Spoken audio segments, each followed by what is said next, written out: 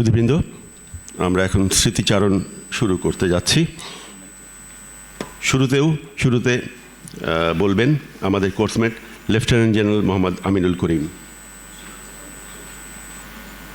সুধীবৃন্দ, lieutenant general Mohammad Aminul করিম।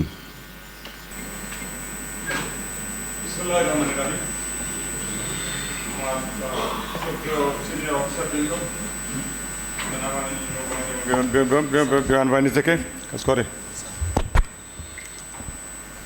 আমাদের coursemate Farid Ahmed ভূঁইয়ার নিকট আত্মীয় স্বজন আমি দেখতে পাচ্ছি। আমার আনোয়ারা আপাকে, উনি চট্টগ্রাম বিশ্ববিদ্যালয়ের একজন প্রফেসর, অন্যান্য তার বোন এবং তার দুলাভাই, আমার কোর্সমেট বৃন্দ, এবং আমি খুবই খুশি হয়েছি যে আমাদের সেনাবাহিনী, নৌবাহিনী এবং বিমান বাহিনীর অনেক অফিসার এখানে এসেছেন।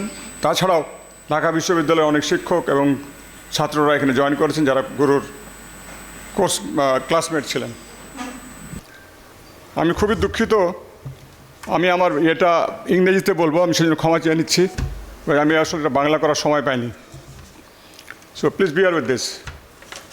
Ladies and gentlemen, it is just a tribute to our dear friend Guru, Major Farid Ahmed Bhuiya. Guru was our most sought-after friend, both in times of need and amusement, to reboot ourselves with newer spirit, knowledge, perspectives, and wisdom. A genius of highest intellectual abilities, he could have seemingly all the time satisfied our intellectual thirst. Guru could not be kept within a frame, as Shakespeare or Tagore or Humayun Ahmed or Shamsur Rahman could not be. Well, they were world-class heroes or national-level heroes, but Guru was our hero in person for our course, both intellectually and emotionally. His boundaries spanned through water, sky, greeneries, Socrates, Rumi, Waliullah, Tagore, Wordsworth, religions, cosmology, literature, music, history, international relations, and you can name many others. Ladies and gentlemen, let me come to the nitty-gritties of Guru's life, one or two tidbits. One day I clearly remember he started talking about history of Indian military, Indian army. I simply looked blank when he started talking. He started with the old generals like Kariappa, Chaudhry, Sen, and down to the latest one at that time in the army headquarters mess. In fact, he started with Mountbatten and his lady. In the process, he covers the history of the Gurkha regiment and how the imperial masters, the Brits, got involved in it.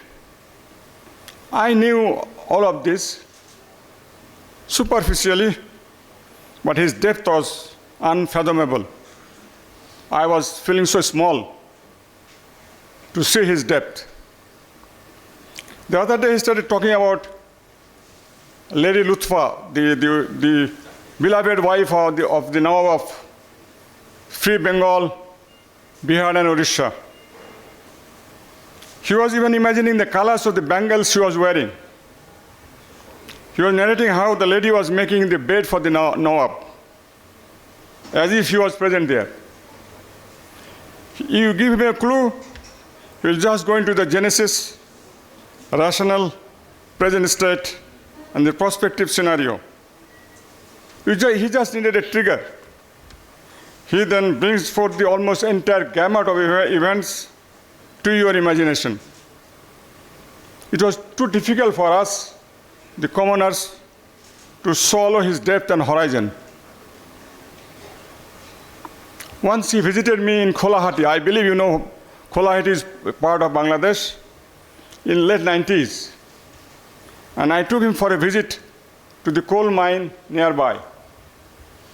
By about evening, we were back to the garrison, We had some chapatis, some vegetables and chicken. And again, we went out for a sightseeing at night. My car was then playing old Bengali songs. He got thrilled. He was simply jumping inside the car. I couldn't hold him back. I felt so happy that Guru was happy with my humble entertainment. He was always happy even with small things, with trivial matters. Thus said, ladies and gentlemen, he was not a Hamlet of to be or not to be. That is the question. Whether it is nobody in mind to suffer the slings and arrows of outrageous fortune, or to take up arms against a sea of trouble, and by opposing end them. Guru was not on like that. Hamlet was struck by indecisiveness, triggering him to overlap the line between action and inaction. Guru did not suffer from indecisiveness. He was a devout Muslim who was always prepared for death. He never imagined of poisoning anyone, as Hamlet thought of doing so to his uncle Claudius. He always forgot and forgave people. He just took things just like that. That's the end of it. He always stayed away from conspiracies, as I observed him very, very closely. Hamlet initially argues that death was indeed preferable, but he quickly changes his tune when he considers that nobody knows for sure what happens after death, namely whether there is an afterlife and whether this afterlife might even be worse than the present life. Such a realization never occurred in Farid's mind. He clearly knew he had to die to return to Almighty Allah. The question of committing suicide was beyond his imagination. He clearly understood the Quranic verses and its interpretation and the Sahih Hadith. And Hamlet also, of course, at the fag end, he gave up the idea of poisoning or committing the suicide. Guru knew for sure what he was talking about and what he was aiming for. Well, he did not have the wherewithal to put those into practice, but this unfortunate nation could not take advantage of his vast reservoir of knowledge as we failed to take full advantage of Professor Razzaq of Dhaka University. Guru was a simple soul who was not bothered with grandeur, pomp, protocol of military and state apparatus. He was like, as John Dryden talked about, happy the man. He was always happy the man. I'll just read two or three sentences from there. Happy the man, and happy he alone, he who can call today his own, he who can secure within, can say, tomorrow do thy worst, for I have lived today. Be fair and foul, or rain or shine, the joys I have possessed, in spite of fate, are mine. But heaven itself upon the past has power, but what has been, and I have had my hour today. Guru was such a happy man, both in spirit and substance. The joys he possessed were all his, not caring what comes the next day. He always overshadowed, ladies and gentlemen, and overpowered such ordinary people like me in terms of thought generation and imagination. He was the most imaginative man that I have come across in my lifetime. Einstein said, imagination is more important than knowledge. And I understand Guru followed that. He was a great thought and opinion leader. His opinions, his observations, his inferences were of highest repute, even by international best practices. But this jovial friend of ours, sorry to say, ladies and gentlemen, left us all on a sudden. He gave us no time to react. We were thinking of taking him to Singapore. We didn't get that time. He left us all on a sudden and left us in the wilderness like orphans and moved to the next stage of life, that is to the heavens. Inshallah. We are deeply saddened by his sudden departure, but he is with us alive, crystal clear.